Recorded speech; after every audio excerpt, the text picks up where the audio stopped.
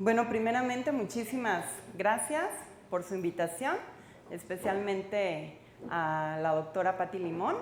Y bueno, ya estuve hace algunos añitos aquí con ustedes y presentándoles la información de lo que hacemos en el Centro de Investigación, y ahora les voy a dar un poquito de los avances a los que hemos llegado.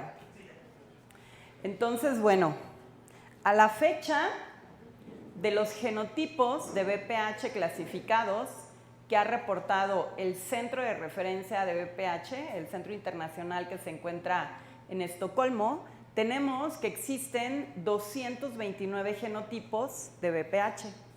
Sin embargo, viendo la base de datos que se llama Papillomavirus Epistem, en donde se vierten también todos los genomas completos que se van secuenciando, que se tienen, nosotros estamos viendo que hay un registro de 451 genomas completos. ¿Qué quiere decir esto? Que existen 222 genotipos de VPH que aún están sin clasificar y obviamente sin saber qué tan oncogénicos son. Bueno, la infección, todos sabemos aquí que la infección persistente del VPH es el principal factor. Ahí se podrá quitar un poquito esto, nada más para que alcancen a ver, subirlo en alguna esquina. Es el principal factor etiológico del cáncer cervicuterino. Y bueno, aquí les muestro, tenemos varios géneros. El género alfa papillomavirus, que son todos estos, que es donde nosotros encontramos al momento aquellos genotipos de alto riesgo, como el 16, el 18. Sin embargo, también hay el género beta papillomavirus, gamma papillomavirus, nu y mu.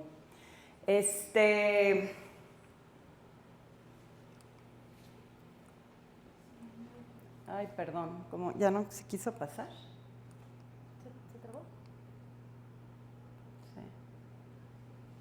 O a lo mejor tantito se... Ajá. Entonces, a la fecha, les había mencionado estos géneros, existen 65 genotipos del género alfa, 54 del beta, más de 100 del gamma, 3 del mu y 1 del nu. Y bueno, aquí quería, no se quita, ¿verdad? Bueno, perdón, no importa, así le seguiremos. Quería presentarles esta diapositiva que es bastante interesante porque en ella se muestra el número de papillomavirus alfa, beta o gamma que son presentados anualmente. ¿Que son presentados a dónde? Al Centro de Referencia de VPH, ¿no? Entonces, por ejemplo, que es a donde todos los investigadores mandan los genotipos nuevos que han encontrado y entonces en ese centro de referencia se encargan de analizarlos bien, secuenciarlos y clasificarlos. Entonces, si ustedes se dan cuenta, aquí está el número de genotipos y aquí en diversos colores vemos en rojo a los alfa, en verde a los beta y en azul a los gamma. Si se dan cuenta, en los primeros años que se ha reportado los VPH, la mayoría de ellos que se mandaban eran alfa papillomavirus. ¿Por qué? Porque también la mayoría de los kits para la detección de los VPH fue diseñada para los alfa papillomavirus. Pero ¿qué pasó? Aquí empiezan ustedes a ver que después del 2000 hay un boom en el envío de genomas beta y gamma. ¿Por qué? Por las nuevas metodologías que se empezaron a utilizar para su detección, que es la secuenciación de nueva generación.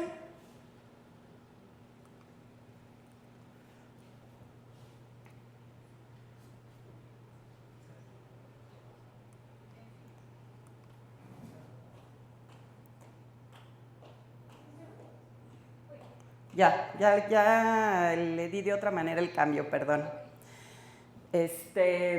Bueno, entonces, un ejemplo de las limitaciones que teníamos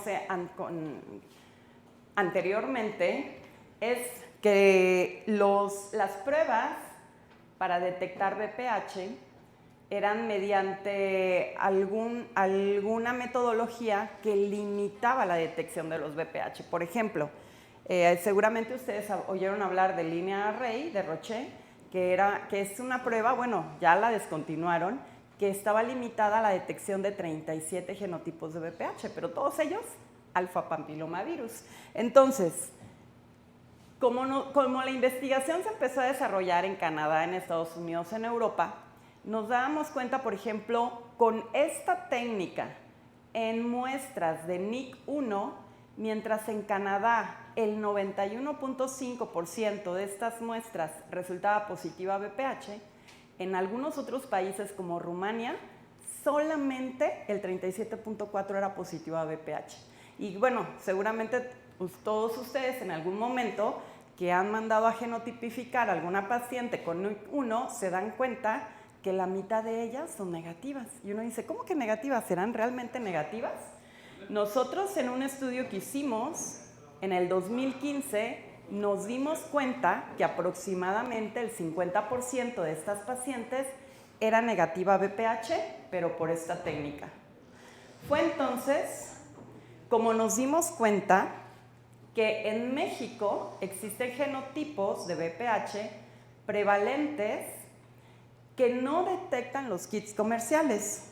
Y fue como decidimos empezar nosotros a utilizar secuenciación de nueva generación o secuenciación masiva, que esta no está limitada a un número de VPH, sino utilizamos unas estrategias que pueden detectar tanto alfas, betas, gamas, etc.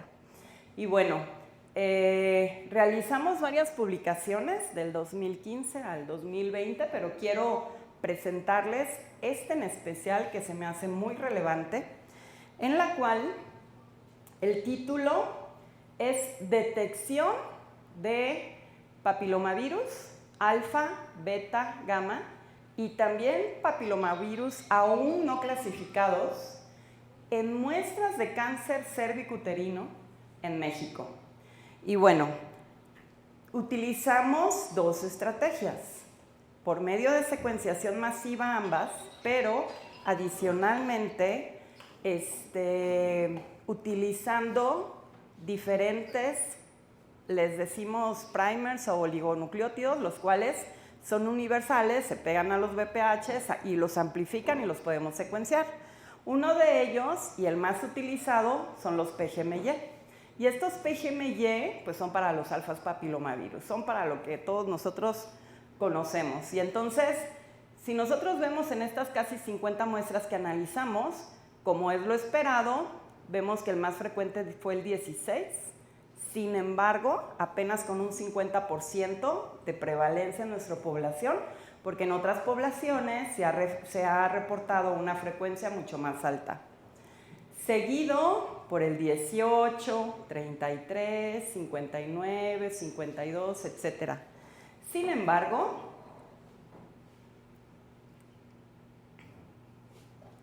de nuevo no quiere, a lo mejor porque a ver acá. Sin embargo, cuando nosotros utilizamos otros oligonucleótidos que los denominan FAP, estos están diseñados para amplificar principalmente los beta y los gamma. Y en esas mismitas muestras, en las 50 muestras de cáncer, encontramos, aquí también se detecta el 16, no con una eficiencia muy grande, pero después del 16 empezamos a detectar algunos papilomavirus que nunca los habíamos escuchado en nuestra población, que es, por ejemplo, el 38B, el 80, el 107, el 5. Estos que ustedes ven aquí son papilomavirus, nombres de papilomavirus que no son todavía ni siquiera clasificados, el 122, etc.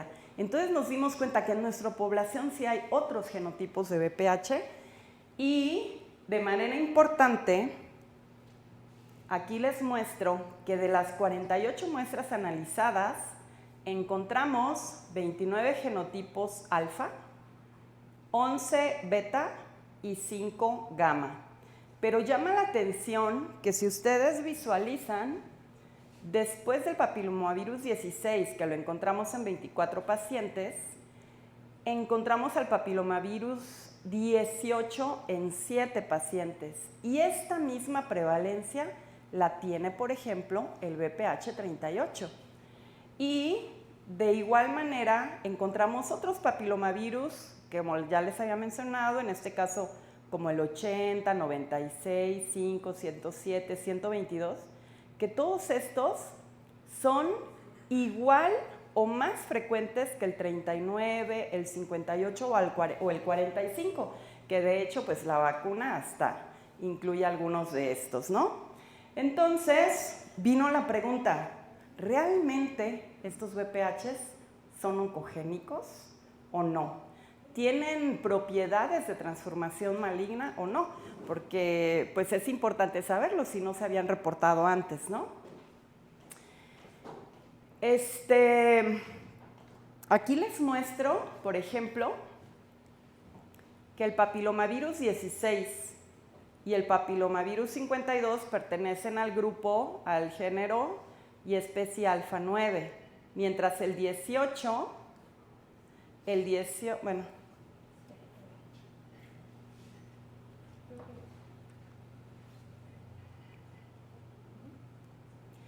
mientras que el 18 y el 59 al alfa 7.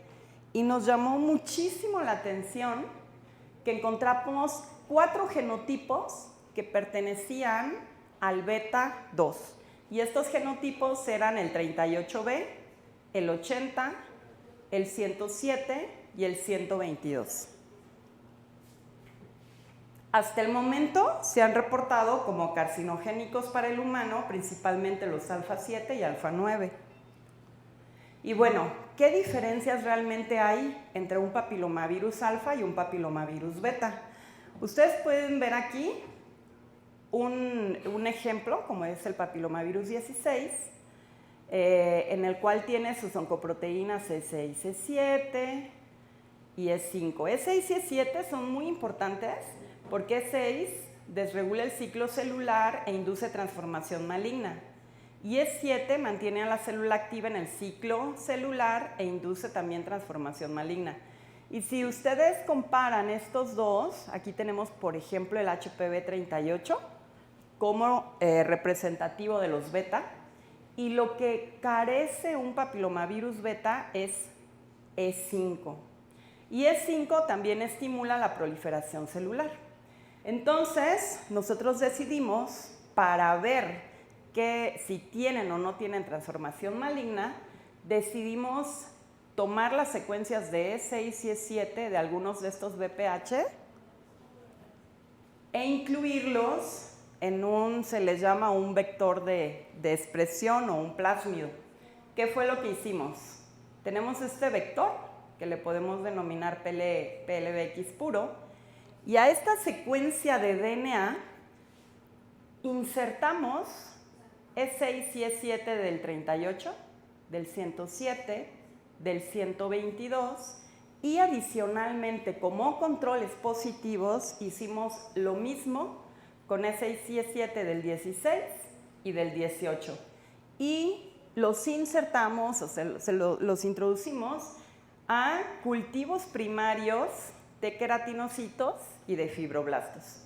En esta ocasión les voy a presentar primeramente lo de fibroblastos porque crecen mucho más fácil in vitro y como ustedes, ¿y qué fue lo que nosotros medimos? Hicimos varias aproximaciones. Primeramente realizamos extracción de RNA total, PCR en tiempo real, para medir si efectivamente se estaba expresando o no E6 y E7. Hicimos conteo celular y proliferación en tiempo real. Ahorita les voy a explicar más adelante para medir qué tan rápido crecen. Ensayos de migración e invasión, como son ensayos de herida e invasión en matriz de colágena comercial. Y finalmente también secuenciamos todo el RNA de estos modelos para ver qué genes se estaban regulando. ¿Y qué fue lo que encontramos? Bueno, encontramos que E6 y E7 de los beta 2 papilomavirus prolongan la vida celular de los fibroblastos primarios. Les explico. Estas son fotografías al microscopio de los fibroblastos creciendo in vitro, y aquí tenemos en esta parte a los fibroblastos, como quien dice que son solamente el vector con el cual infectamos estas células, pero que no tienen oncogenes. Y acá, en el mismo orden siempre, a los que se insertó el E6 y E7 del 16, del 18, del 38. Bueno, en México encontramos un subtipo 38B, del 107 y 122. Cada vez que estas células crecen en una cajita de Petri y llegan a llenar esta cajita, nosotros necesitamos hacerle un pasaje, o sea, necesitamos desprenderlas, diluir, dividir y volver a sembrar. A eso se le llama pasaje. Entonces, estuvimos tomando fotografías después de la infección en el 8º pasaje, en el 12, en el 15 y en el 20. Y como era de esperarse, los fibroblastos primarios viven muy poquito, viven entre 12 y 15 pasajes. Y si se dan cuenta, en el pasaje 15 ya los fibroblastos que no estaban infectados murieron, ¿sí? Sin embargo, todos los demás modelos siguieron proliferando. En especial en el pasaje 20, de plano ya ni había células, o sea, estos ya habían muerto, ya no se podían seguir cultivando. Teníamos aquí que estaban creciendo bastante los controles 16 y 18, y en el caso del 38B, del 107, estaban creciendo lentamente, pero seguían creciendo, no morían. Y en el caso del 122, se parecía mucho a lo que encontramos en el 16 y en el 18. ¿Qué quiere decir esto? Que los oncogenes C6 y E7 de estos papilomavirus son capaces de inmortalizar a las células, ¿sí? Lo cual uno dice, bueno, puede tener posiblemente, pueden ser oncogénicos. Otra de las cosas que realizamos fue ver la proliferación. Se sembraban las células, la mismita cantidad, a los 3 días se contaban, y como ustedes pueden observar, aquí está el número de células, aquí todos nuestros modelos en el mismo orden, este siendo el control, y aquí se encuentra 16 y 18 creciendo bastante, con el mayor número de células. 38B y 107 no crecen tanto, pero ahí están las células, y el 122 no alcanza a crecer como el 16 y el 18, pero ahí está proliferando. Otra de las estrategias, que es una estrategia muy bonita, nosotros tenemos un equipo en donde se colocan estas células in vitro, y al momento de estar adherentes, al momento de estar pegadas, hay una electricidad que pasa, y si hay pocas o hay mucho, esto cambia, y lo cual eso nos refleja una proliferación en tiempo real. Aquí tenemos en horas, de 0 horas hasta 28 horas, y aquí el índice celular, y como ustedes pueden ver, primero les voy a mostrar al vector vacío, que es el PLBX. Este creció así. El 38 y el 107 no crecieron tanto, pero sin embargo, aquí en verde es el papilomavirus 18, en moradito el 122 y en azul el 16, y todos estos son significativos. Entonces, en este caso estamos viendo que el 122 está creciendo muy aceleradamente. Otra de las técnicas que utilizamos es ver qué efecto tiene sobre la migración celular. ¿Qué es lo que se hace? Se colocan aquí las células y se les hace una pequeña herida a todos por igual, siguen en el mismo orden desde el vector vacío y los mismos 16, 18, 38, 107 y 122, y se van tomando fotografías cada X horas. Aquí en la misma área y varias fotografías. Aquí es un representativo de fotografías que se tomaron a las 6, 12 y 24 horas. ¿Para qué? Para ver qué tan rápido cierra esa herida. Y el qué tan rápido cierra esa herida conlleva a qué tan rápido es capaz de migrar, ¿no? Si se dan cuenta, el 16, el 18 y el 122 cerraron completamente a las 24 horas. El 38 ya casi también. El 107 fue más lento, pero aún así cerró más rápidamente que los fibroblastos que no tenían infección. Y bueno, otra manera ahora de medir la invasión celular, hagan de cuenta que se siembran las células, hay un matrigel y luego hay otra parte aquí abajito con una membrana y en donde uno ve qué tan capaces son de ir estas células de arriba hacia abajo, ¿no? De pasar todo ese matrigel. Y luego se tiñen.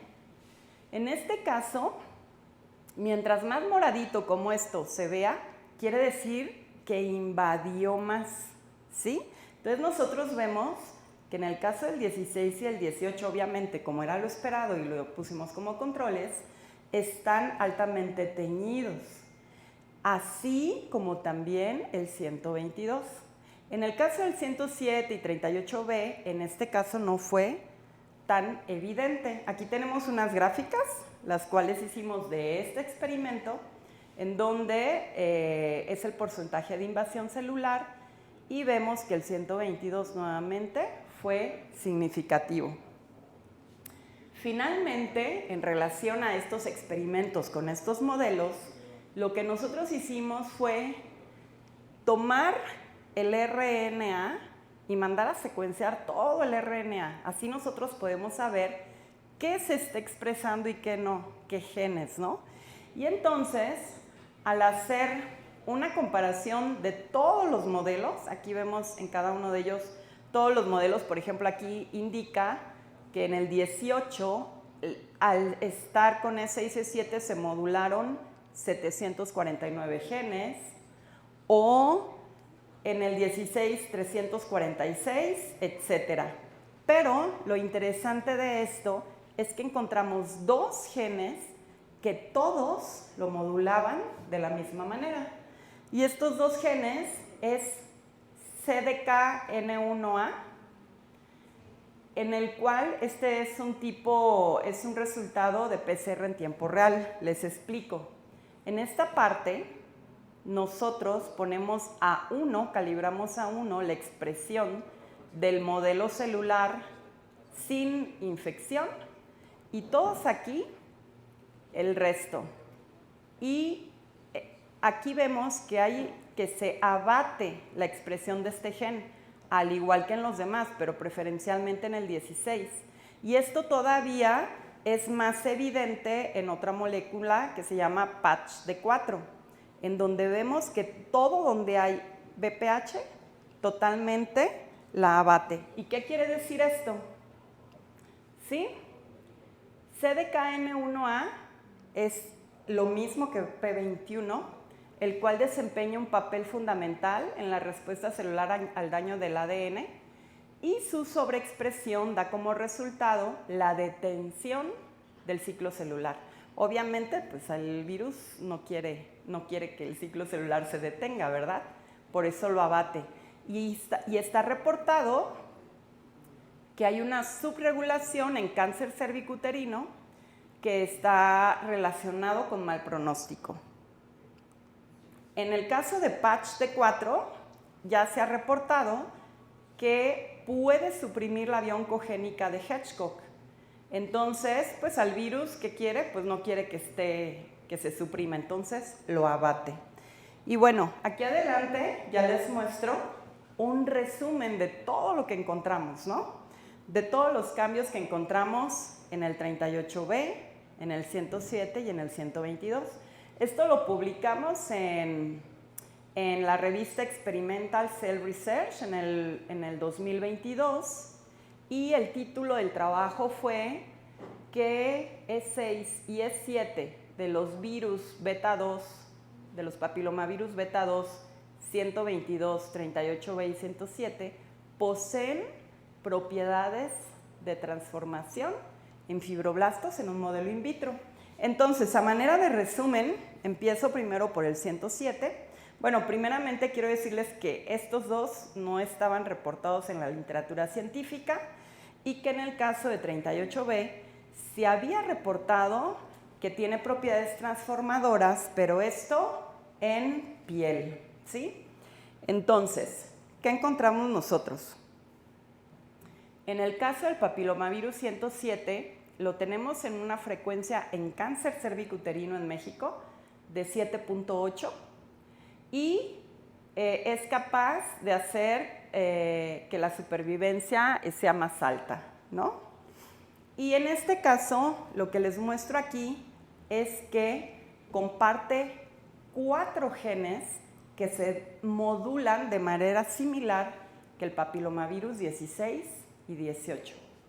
De ahí seguimos con el 38B, en el cual vimos que además de que hay una alta proliferación y también migración, se encuentra en el 16.7 de los pacientes en México con cáncer cervicuterino, más o menos similar al BPH 18, y son 10 genes que se regulan de manera similar, igual que el 18 y el 16. Y en el caso del papilomavirus 122, nosotros encontramos que prolifera muchísimo, ¿sí? Que inmortaliza, que hay una alta migración, una alta invasión y que comparte 62 genes que se regulan también en el 16 y en el 18.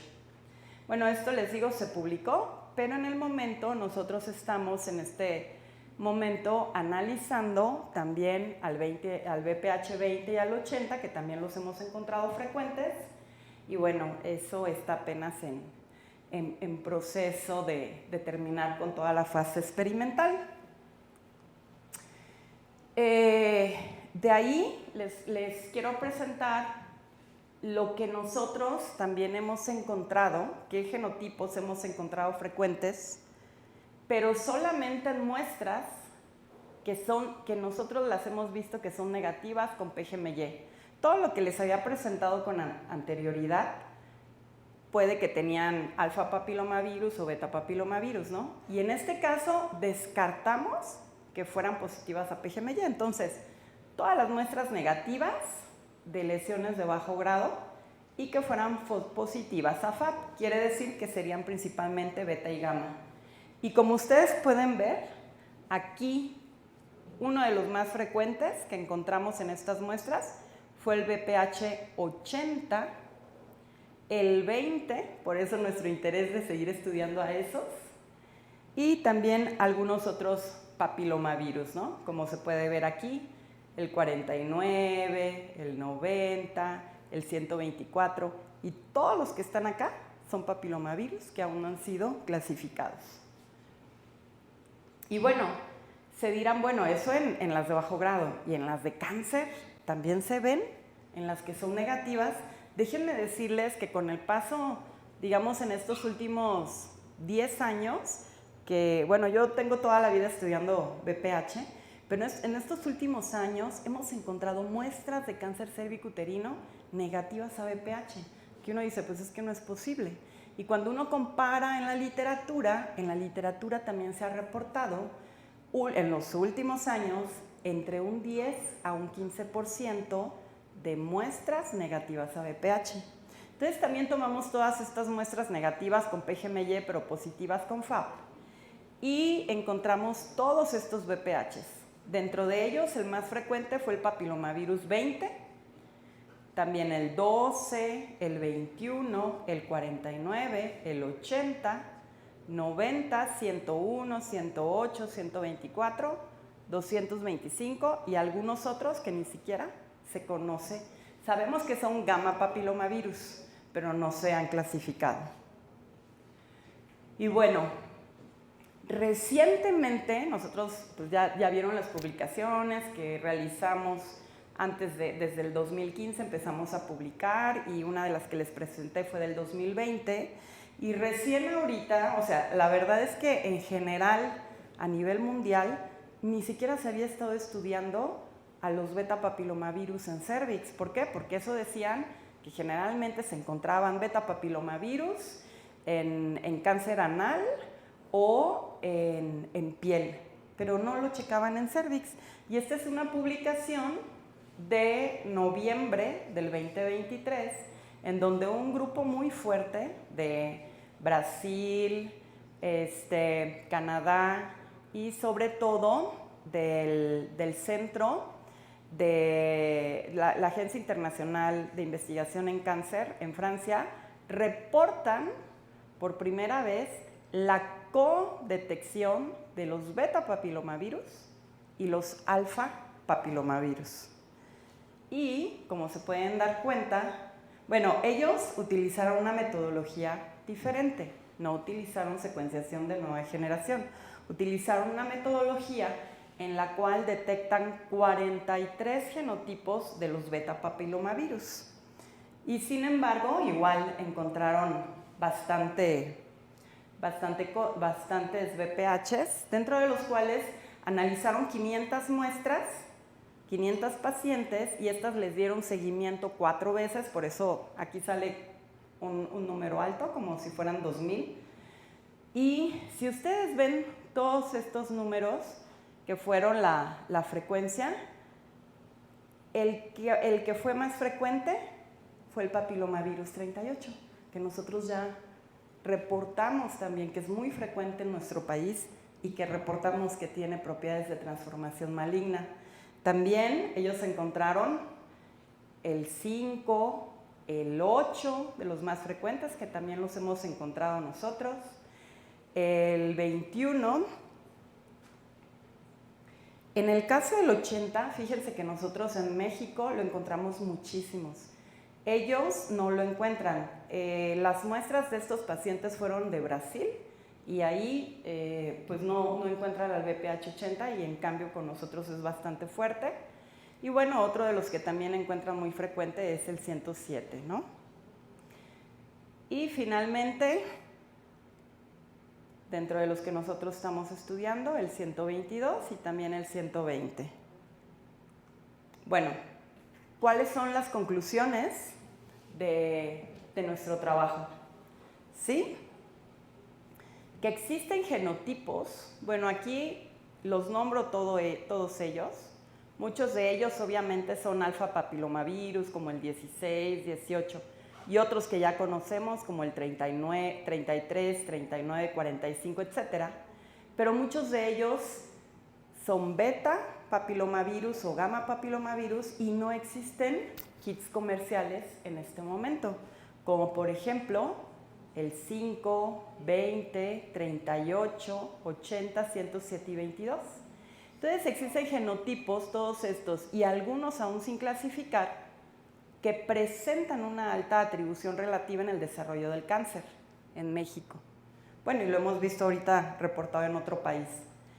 Y en algunos de ellos ya se han determinado capacidades de transformación maligna. Por lo tanto, existen genotipos de VPH que pudieran contribuir al desarrollo del cáncer bicuterino en población mexicana que no pueden ser detectados por métodos diagnósticos comerciales y que pudieran tener un papel importante en la carcinogénesis, por lo que en nuestro país es necesario implementar métodos diagnósticos preventivos, así como vacunas que incluyan a estos genotipos de VPH.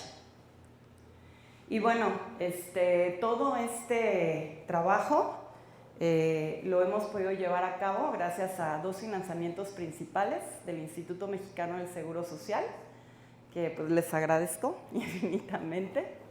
Y también concursé el año pasado en una convocatoria de CONACYT de Ciencia de Frontera y tuve la fortuna de que también obtuve un financiamiento de ellos para desarrollar el tema evaluación de la persistencia de genotipos de VPH, así como la expresión de un panel de genes que nosotros ya hemos visto que está relacionado con la proliferación celular. Durante el seguimiento de pacientes con NIC1 y su relación con la progresión de lesión a 2 años. Este financiamiento recién me lo van a otorgar a principios del año entrante y bueno, quien quisiera apoyarnos o les interesara este proyecto, dejo aquí mi email y mi número celular para que empezando el año entrante podamos hacer de manera gratuita la genotipificación de estos papilomavirus con el fin pues, de ver cuáles son esos papilomavirus que sí se encuentran en las mujeres con NIC1 que llegan a progresar a una NIC2.